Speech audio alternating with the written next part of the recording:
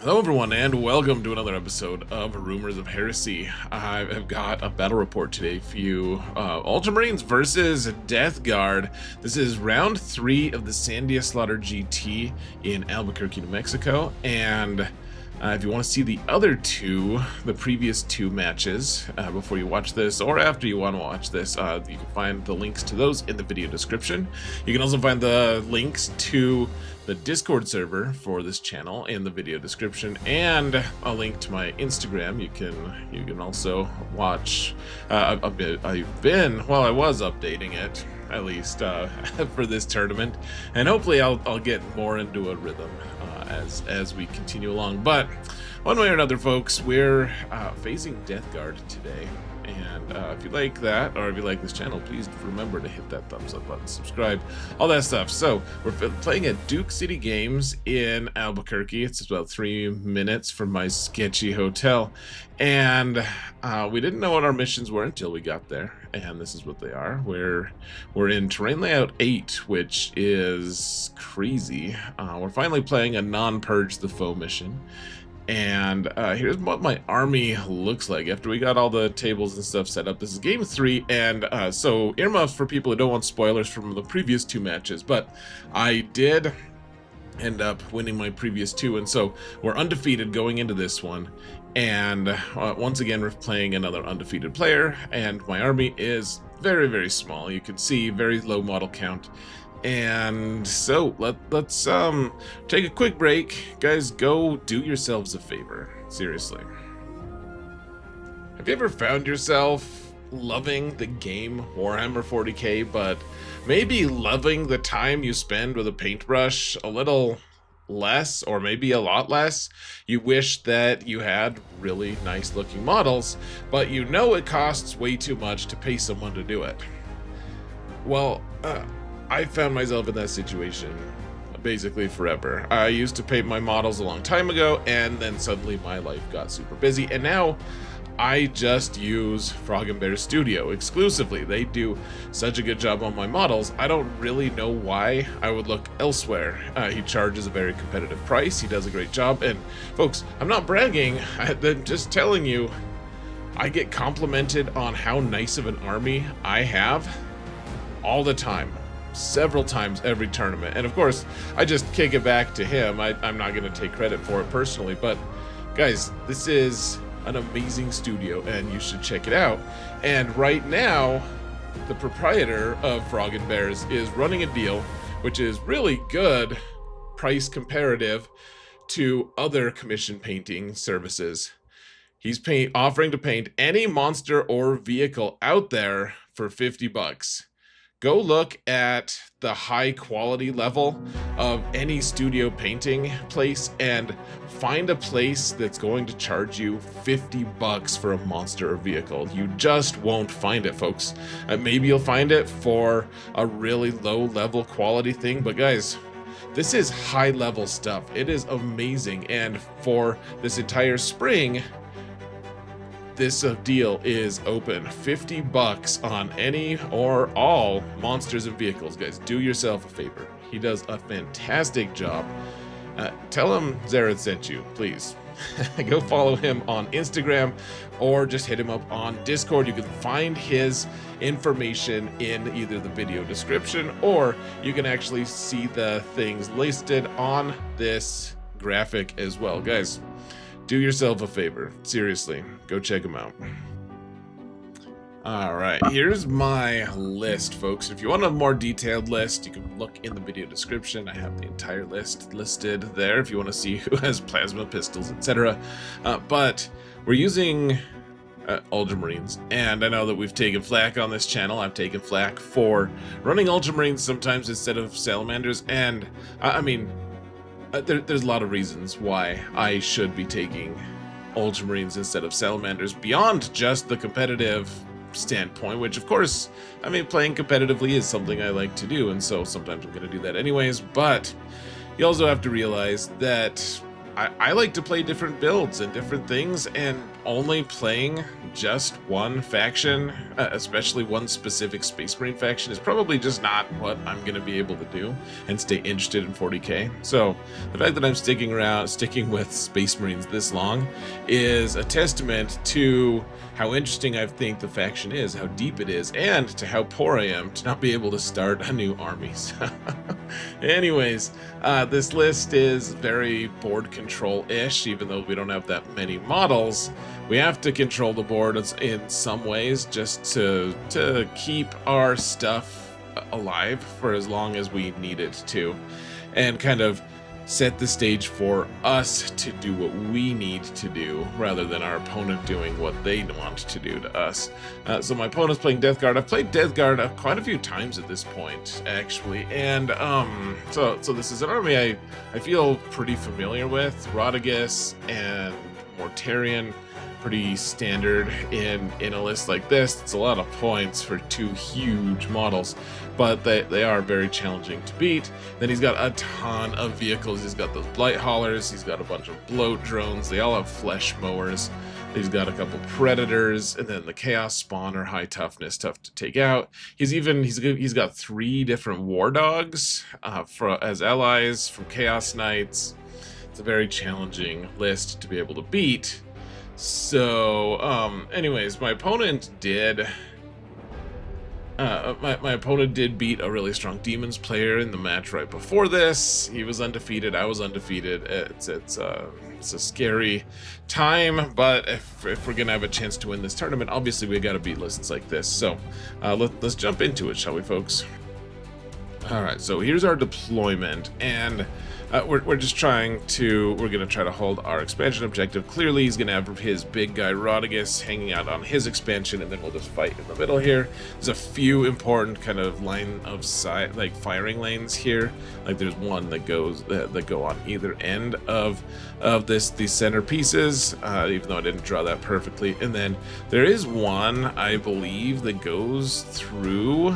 It's kind of tough to draw just with my arrow here, but there is one that goes all the way through if you get your tanks all the way up there. So I do have a Predator Destructor here that you can't see. We both went pretty heavily on Predators. The Gravis Captain is, of course, on the lower level. He's just going to run up and try to skirmish or do some actions or whatever. Intercessors here, of course, they just hang out on the objective, sticky it, and then they screen out, which he does have some reserves. I have a Vindicator and 10 jump pack Intercessors here, and then of course the scouts are just going to either get in the middle if I get first turn, which, spoiler alert, I do get first turn, and if I have something that needs to get on the middle objective, then I can. Otherwise they just scout back into this ruins and then eventually go uppy and start screening in the back. The incursors, of course, this is after the scout move, this photo is, so they've already moved up. They're not on the objective, they don't want to start on the objective, but they're right there just to be able to screen. And so my opponent, he's got Mortarion and Deep Strike, which I don't think I've seen that before, which, I mean, it's strong, though. It's strong. You guys will see. And then 2 Predator Destructors in reserves. He also, I didn't put this on the graphic, I'm sorry. He has a 3rd Chaos Knight War Dog, which is a carnivore. It's the melee version of it. And otherwise, he's got his 2 brigands. He pronounces them brigands, which I've heard a couple people pronounce them like that, which is fine if you want to call them that. I've never heard that, so this isn't me slagging my opponent. I'm curious to know, guys, is there a reason? Do people call them? Is that actually how they're supposed to be pronounced? Because just looking at the word, it looks like it's just brigand to me. Otherwise, he's got a lot. It's fairly overwhelming, folks. He's got those blow drones. They're all vehicles, so they're all either tough 9 or 10 with a ton of wounds and a 5-up invuln save, and the chaos spawn are also really tough to kill. They have feel no pains and a ton of wounds, and they regenerate their wounds, and the poxwalkers are tough to kill. Like, the whole army is very challenging to take out. And I mean, my army tends to be pretty resilient, but Death Guard do kind of mess with said resilience. So I do get the roll to go first, which I don't want, but that's what happens. And I get some pretty poor secondaries here. Engage on all fronts is a very challenging one for my army and for my game plan. We basically just can't do that. And recover assets, it's fine, but gosh, these aren't the secondaries you're looking for to start the game. Well, I don't like that I'm going first here. But I went second on my first 2 matches in Purge the Foe, which is great. So I guess I can't really complain. And I actually I go first against Death Guard quite a bit in Linchpin. For some reason, that just tends to be what happens. So anyways, he's put his Predators in reserve, which is wonderful. I really wanted that because on this deployment, we could stop him from being able to place them in really meaningful, awesome places, which is wonderful. And so our first turn, we just need to start working on blocking him from getting into those the important spots. And honestly, if we can bait out those brigands are really important, and I don't want them to come into play like on turn 3 or 4. I want to have my showdown with them as early as possible and just either take them out or tie them up or something. I don't want them around. And so that's going to shape our strategy right now, is controlling where his tanks and vehicles are going to be. So engage on all fronts. We can't really do anything with that. Recover assets, we'll do that, but we're not going to score that much this turn. Unfortunate for sure. So I mean, this turn we're gonna have to move up our guys here. We got a Predator back here that you guys can't really see, and then we just want to move into our space here. We don't have any reason for the scouts to go in the middle. They're not far enough up to be able to help with engage on all fronts, and so they're just gonna get into the building, and then eventually they'll go uppy and just screen out in the back so that he can't get a carnivore in our back lines or something, some kind of disaster. And then really what we want to do is stage the rest of this turn, get the Marneus squad into this building so that he's not going to charge. If he charges the Marneus squad from his, like, I don't even think he can, but even if he could, it's fine. So just get all the way smashed into this building so that they can threaten that center objective, because he put one of his fart carts here kind of close to his objective. He's clearly going to get onto that objective on turn 1, and we don't want to deal with that. We want to shoot these little guys over here. He placed his Nurglings right here. Like, we can't really do anything against those, so we'll just wait. We'll bide our time. Maybe throw a haywire grenade at him, but otherwise just move into our space. And there is a line to be able to shoot this Blight Hauler, and I asked him beforehand, like after he had placed his guy, I was like, if you want to move him, that's fine. He's like, no, I want to keep him right there, that's fine. And so the idea is we're not going to get many kills, but let's try to whittle away his vehicles, and then it also gives us a chance to maybe bait his brigands into moving into that line of sight so that we can actually shoot them. And so we're going to put our 2 vehicles right here. We're going to shoot that Blight Hauler, and hopefully we kill it. But even if we don't, we'll have our 2 vehicles like exposed, but I don't think he kills both vehicles. With his brigands, I've played against him enough. I think they kill one of them probably, but I don't think they kill both. So we're setting the bait here if possible. So that's basically all that happened. I did end up killing the Blight Hauler with the Ballistus, and I think I needed the Ballistus and the Vindicator, but I was in range with both. And like I pointed out previously, we do have that line of sight to them. And then I got overzealous on how many kills I had on these Nurglings when I made the graphics. So in fact, I did not kill all 3 of them. I killed 2 of them, which was really sad, as you'll see in a little bit. But then I did move the Predator up. I moved the guy up, and apparently apparently I just didn't, well, I didn't take a picture for the end of this round. In fact, there was one that I took that was so super blurry I couldn't even tell if it was at the end of this round or the next round, so I just deleted it because it was just a whole mess. You're like, I don't know, is Warhammer going on that picture? My opponent got two great ones for him. He got Engage on All Fronts and Area Denial, which are really good for him because we're not anywhere close to that center objective.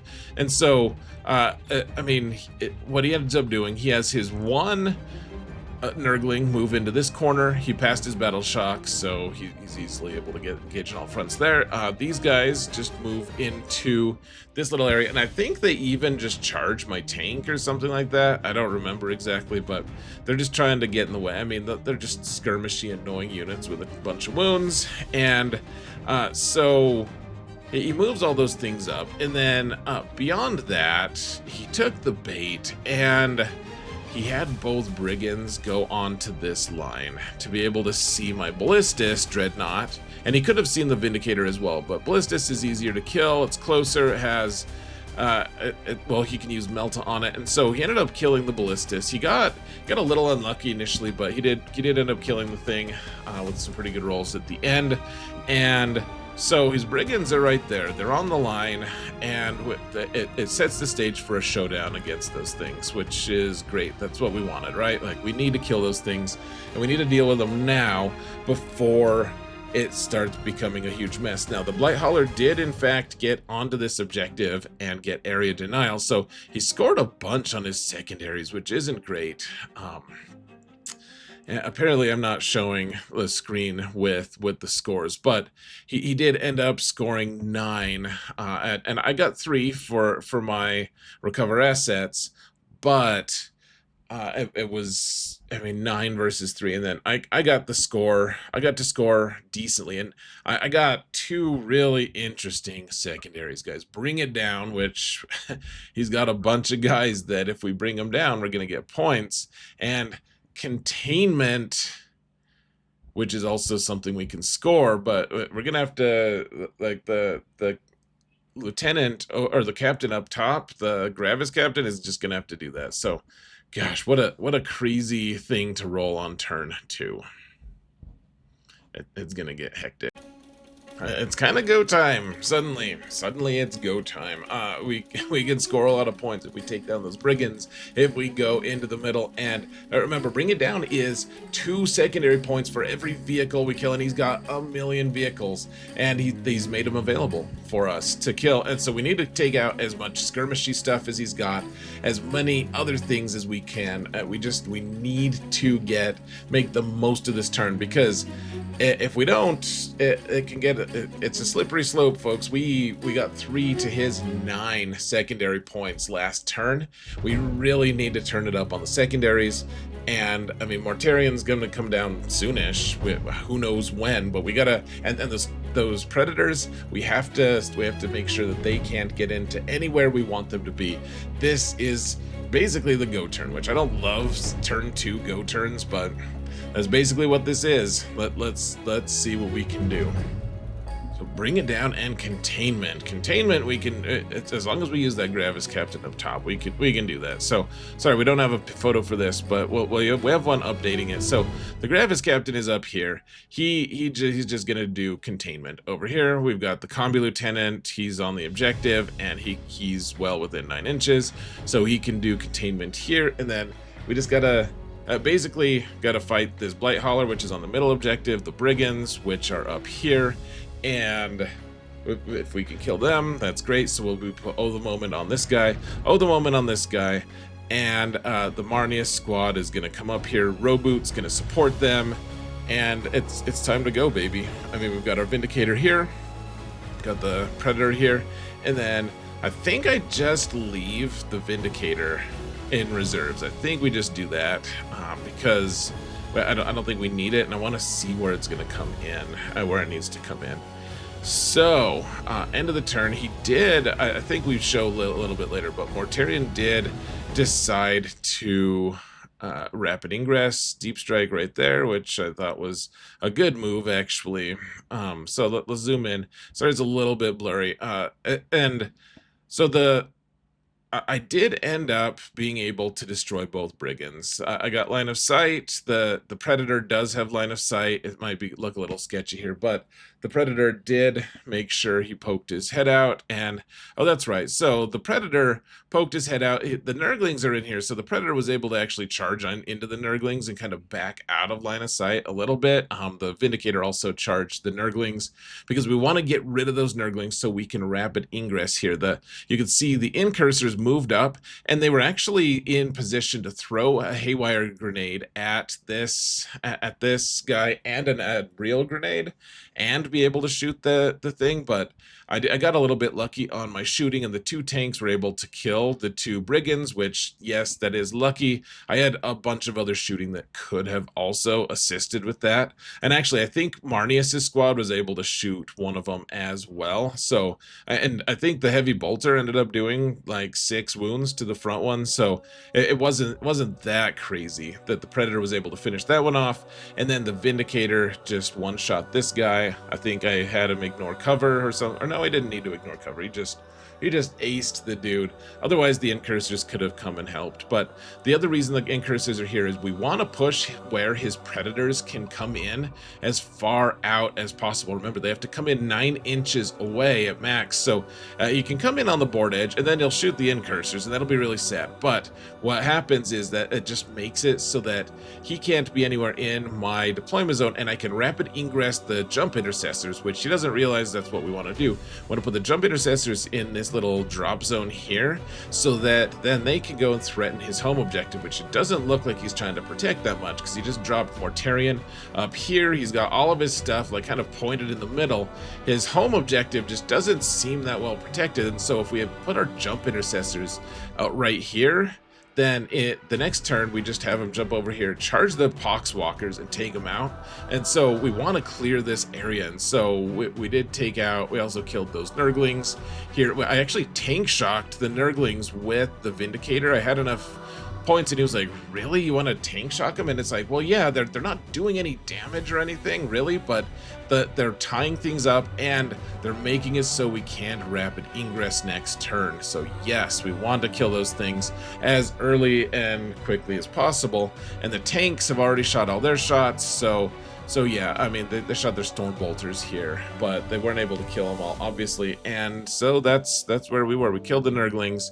Yay. So good start. And that's the killing the brigands is worth 4 total points of secondaries. So I did kill the final Nurgling over here, so he's gone. The Marneus squad went up here, charged the final Mephitic Blightholder, killed it pretty easily. They give rerolls to 1s to wound with the Combi Lieutenant objective here, of course. And we just have Roboute here as support. I wanted to keep him kind of up as well. I was a little surprised that Mortarion ended up way up here. I didn't think he was going to rapid ingress him, but he did, and I think it was a good move. Like I said, he can threaten a lot of things from this position, and so he does have his whole army staring down at me, but we did take the center objective away for what it's worth, and we're forcing him to go into the middle, and we just want him to be in the middle. That's what we want. And we want everything to be focused at the middle, just staring here, while meanwhile we're going to sneak attack his back zone. That's the idea. Linchpin, the center objective, is worth way less if he can't hold his home objective. So just give him a huge mess to deal with in the middle so that he's dealing with that for most of the turns, and then he won't be able to, if he can't hold his home objective, then we're all set. Oh, and there's an arrow pointing at Mortarion rapid ingress to it, which, like I said, it's a good move. It also doesn't protect his home objective at all.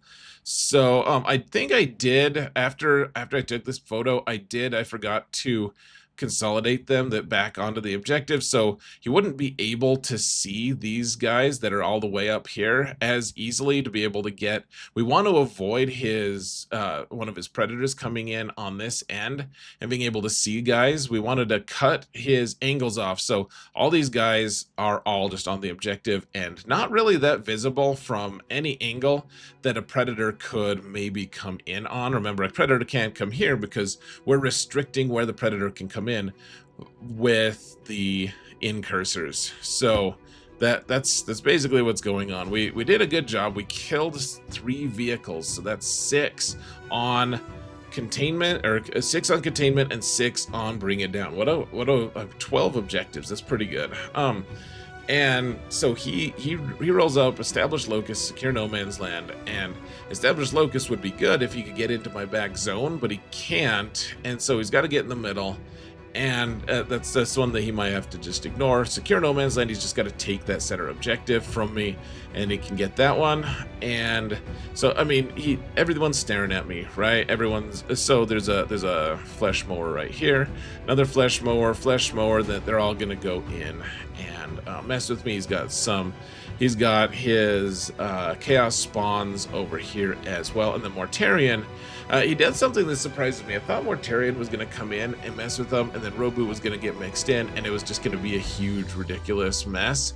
Instead, his Mortarion decides to go for the flank, which I thought was really interesting. I mean, if he goes and kills the guys over here, then he can just jump over and onto my home objective, which is pretty scary. I've got other things that can kind of protect against that, so it's not just like the worst thing ever. But I was surprised he didn't want to use Mortarion to confront my middle stuff, which I mean, depending on how it went, that could be totally devastating. I think going up here was also pretty good, though. Trying to threaten my stuff. He's just putting a lot of trust in Mortarion being tough to kill, and so he does go up. He kills the predator, and there's a big X on the Gravis captain. He actually didn't die. In fact, guys, I lied. Apparently, I got overzealous with using those little X's to show death. But Mortarion goes up there. He does charge and kill the predator, so he's killed 2 of my vehicles, and so otherwise he's got the flesh mowers. They all charge the Marneus squad, and so that was interesting and cool. They charge. I actually managed to kill 1 of them in return, and otherwise so it just total madness ensued here, folks. So he charges in with the flesh mowers. One of them just bounces off. It doesn't do hardly anything. I make all my saves on a Victrix guard. 1 Victrix dies. The second one ends up killing like 1 character from the company heroes. Remember, it's a very strong, resilient unit. They're tough to kill, and then my punch is back. I managed to kill 1 of the flesh mowers, but then the 3rd flesh mower comes in, and Roboute decides he's gonna heroic intervene so that I can just kill another flesh mower. So charge the flesh mower. Then he has some chaos spawn back here that charge Roboute because he's close enough to charge now. And I'm like, okay, well, that's fine. Like a couple chaos spawn can't really do anything. And what ended up happening, yeah, so he rapid ingresses and they end up killing Roboute. Roboute dies before he can strike, in fact. The flesh mower goes everything into him, and then the chaos fiends, or they're not fiends, the chaos spawn do their attacks, and they kill him, and he doesn't stand up again. They just one-shot Roboute, which I've never seen happen before, and he was like shocked. We were both shocked that he was able to do that. He just failed all of his invuln saves. I even had a reroll available, and it didn't matter. He just died. He died, and then he failed his 3-up, and so Roboute's just gone. Predator's gone. The Gravis captain is not gone, and the Marneus squad is actually doing pretty well. They killed a flesh mower, and in fact, they hold this center objective still, which is nice. But Roboute dying on turn 2 was not something either of us predicted at all. Total shock. We were both very, very surprised. So just total madness. And then he did bring on a Predator. I know this is a little too close, but the graphic is really good though, right? So his Predator came on over here on this side, and in fact did just butcher those poor Intercessors. That it happens. It's very sad that it happened, but one of his Predators there, and then another one is actually up here somewhere. You guys will see a photo of it in just a little bit, but he had a pretty good turn. I mean, he killed the Intercessors, he killed my Primarch, and he killed a Predator. Like pretty scary turn for him, though we did okay as well. And I did rapid ingress my jump Intercessors here, guys. So they're in here and they're ready to go, as you guys will see. And so a scary turn, guys. Scary turn. He killed a lot of stuff. That was a lot of points. That's like a quarter of my army at least. But we're holding the center objective, which is amazing, and we've got some stuff going for us. And we did score 8 that turn on primary. He did as well, and then he only scored 2 on secure no man's land because he didn't hold the center objective at the end. So that's nice. We held his secondaries to 2, where we got 12. So we're suddenly winning the secondary battle, and it's gonna get close here, folks. So we roll extend battle lines, which is easy. We get that automatically, basically, and no prisoners, which is just kill his stuff, which is what we're gonna do anyways. Good secondaries for this turn. Oh man, he killed Roboute, which I didn't imagine. I thought if Mortarion jumped in, sure, Roboute had a chance. I was just gonna gamble and see if he could stand up, you know. And if he didn't want to charge Mortarion in, because if Roboute got to hit him, he would probably do enough to Mortarion that he wasn't gonna be happy. And so the fact that he died to 1 flesh mower and 2 spawn is really painful, and his Mortarion is threatening our home objective, and it's crazy, guys. But we do hold the center, which is amazing. We get 5 primary for that, and honestly, without Mortarion right there, the Marneus squad can actually probably kill the other 2 flesh mowers on their own. Probably they can fall back, shoot charge for free, shoot one of them and wound it a lot, and then I'll give them lance, so they're +1 to wound, and they can go take them out. We only have one thing that's one thing that we can target though that's going to be +1 to wound with the moment, because Roboute's gone. We don't get a second oath. So gosh, and maybe we can get some revenge on those spawn, or maybe not. What a mess though, folks. A huge mess, but at the same time kind of going as planned. Without Mortarion in the middle, we're doing okay. And we're also not doing... This is going to be a very important turn. So, kill stuff. That's basically what we've got to do here, folks. So, a lot of stuff happened this turn. At that last turn, he killed all the Intercessors. He killed... not the Gravis captain. I got way overzealous here, apparently. Those Predators... Or the Predator up top is dead, and he's coming in on all sides. And so here's what the photo looks like. Lots fewer stuff around. So what exactly happened here? First off, jump Intercessors that were in the corner here, they jump over here and they shoot the Predator a little bit, do a little bit of damage, charge the Poxwalkers, kill all but like 3 of them, and I just make sure that I have 7 guys on the actual objective. You can see we moved the terrain just so we could fit all the guys in, and we could see the fighting and everything. And otherwise, we also just casually were able to kill the Predator. And I'll explain a little bit about that later, but we'll just say that my Predator he chose violence. He woke up and chose violence today.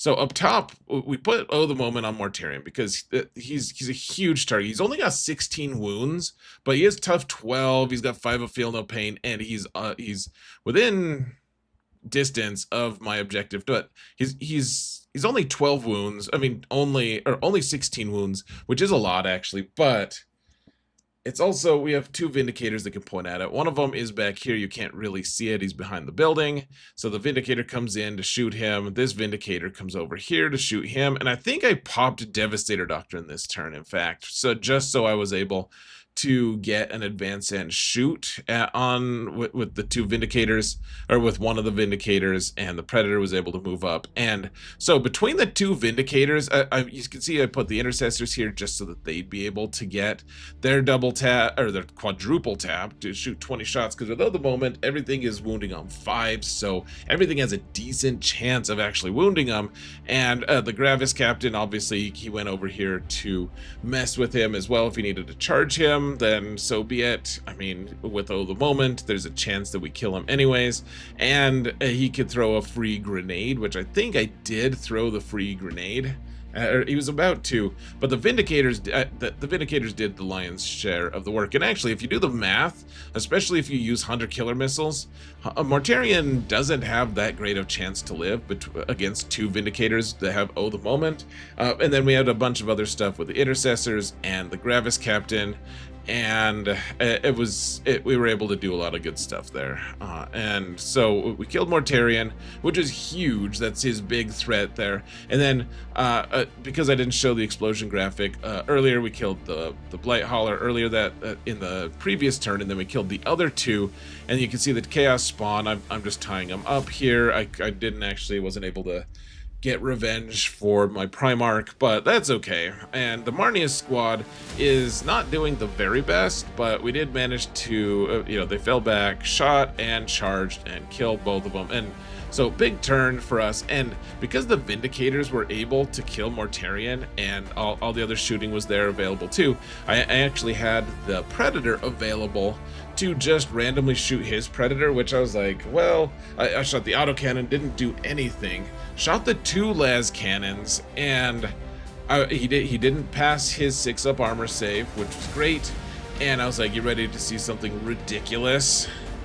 He was like, what? I was like, well, if I roll a 9, which probably isn't going to happen, 9 or more on these two dice, then your Predator dies. And I was just being silly, and I was laughing. I was like, what? Ready to see something ridiculous? And I roll it, and I rolled an 11, which is overkill. Killed the stupid Predator. Wonderful results. So, at the end of it, I took his home objective, so he can't score on his objective. And so I got extend battle lines for 5, no prisoners for 5 easily, because I killed at least 4 units, or at least 3 units there. And so he turns around, he wasn't like, he wasn't rude about it, but he just scooped. He was like, okay, well, we're done. I'm done. Like, I don't have anything left. And I guess he didn't really have that much left. Like, he didn't have much left. Like, let's rewind just a little bit here and look at what he had left. So the reality is, the Poxwalkers, there was 3 of them left. They're not going to hold this objective. He's got his Predator down here, kind of out of position. He's got some Chaos Spawn, which might be able to come over here and mess with Jump Intercessors. Who knows? But then those guys probably die to a nosy Predator going wherever he needs to go to be able to shoot them. And he's got Rodagus, and I'll probably just let him hold that objective with Rodagus, and that's it. That's what he's got. He's got his 2 squads of Spawn, a Predator, Rodagus, and a couple Poxwalkers, and that he's only taken 2 turns, and I've killed everything else in his army. So he decided to scoop, which is another phrase for like just give up. And so that was it. And so I rolled out our objectives, and I gave him containment and cleanse, and I don't know. He seemed very disengaged from it. I was like, what did you roll for secondaries? What do you want to do? And he's like, just roll whatever, man. So I just rolled whatever. Gave him some of his points at least. Just assumed that he was going to get Rodagus to score on his expansion objective, and I wasn't going to mess with that the rest of the time. But I ended up with a 97, which I think is fairly realistic. I don't know if I could have actually managed that or not, but he was so disengaged with it. It didn't really matter that much. So ended up with a 97-46 win against the Death Guard, and I don't know, just holding him from being able to get to the places he needed with his tanks, and I mean, being able to destroy his tanks, that obviously pretty big stuff. So that was pretty abrupt. I don't really disagree with his conclusion, but I'm just used to a game stretching a little bit longer. Honestly, it just kind of felt like he was right. I mean, Mortarion dying like that and then killing all of his flesh mowers and just casually getting lucky against his predator, and taking his... I mean, at the end of the day, I think even if Mortarion had lived or something, like some bad thing had happened, which I think Mortarion had a pretty good chance of dying, actually. I think I had a pretty good shot at it. But even if one of the things didn't go to plan, like the fact that I took his home objective was pretty important there, in my opinion. Like that is the thing that he wasn't going to be able to score very well, even if some other element of the plan didn't work out. And I mean, a huge element in my plan didn't work out with Guilliman dying anyways. So I guess I can't say that all the luck was on my side. It was just a very intense 3 turns for me. The Predators not being on the board right away, where my Marines are pretty vulnerable to it, was really nice, because Marneus' squad, I could mostly... They didn't shoot at Marneus' squad even once. He didn't really have a good line of sight to him, was able to keep all the angles away, and keeping them like just smashed it way back in his home objective, or his home spot. Like, yes, they killed the Incursors, but the Incursors died to be able to both provide redundancy in killing one of the brigands, and I'm not trying to mock him, I promise, trying to shoot one of the brigands, and then also beyond that push his predator back, and they paid the price for their screening with their lives. they died screening. Funny. Yeah, so once again, I got a little lucky against Mortarion, but I think on average shots to the Vindicators, like, maybe you shouldn't die from 2 Vindicators on, like, average, but remember, we're wounding on 2s with Vindicators against Mortarion, and I think maybe put Cloud of Flies on him to be -1 to hit or something like that. So, but at the moment with the rerolls and stuff, I mean, it just wasn't... I still had a couple 100 killer missiles available, and yeah, so... It worked out. Sometimes it won't work out, and that'll suck. I still had a bunch of other stuff I could have done to him, like I've said a million times, so I'm gonna stop trying to justify killing him and just say, I'm glad he died. I'm glad that stinky asshole is dead. So, that was it. Good game to my opponent. No issues with him, of course. Just, like, him quitting early was nice, actually, because after a day of playing 40k, your brain gets tired, and I was pretty tired at that point.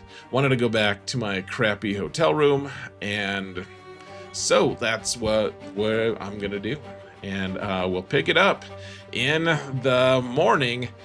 There are 3 undefeated players so far, folks. There is an Orcs Mordaka player, a Demons player with like 6 demon characters, and it's a really good list, guys. He's beat some really good players with it, actually, and that's it. So I ended up getting paired up again against a guy who's undefeated, the Orcs player, and so round 4 is against Orcs, and I suppose we'll see how that goes. So otherwise, what are my next events?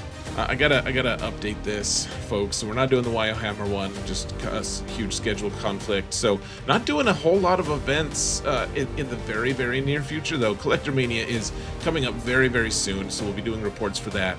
And then just be getting a lot of good practice games in and testing for Salamanders and maybe some Ultras. We got the Fight Club team tournament coming up, which is really exciting, and I'll be playing Ultramarines for that. And then we got the Mountain West Classic in June, and then a couple GTs. I think I'm going to try to go to back-to-back GTs in July. So, guys, if you like this video, if you like my other videos, if you want us to see this stream or this channel succeed, please don't hesitate to hit that thumbs up button if you wouldn't mind. If you haven't subscribed already, etc., tell your friends about this channel. Let me know if is there feedback you have for me. Let me know if there's feedback, what you'd like to see from this channel, guys. Thank you all so much for watching, and remember that if you didn't hear it from me, it's probably heresy. Take care, folks.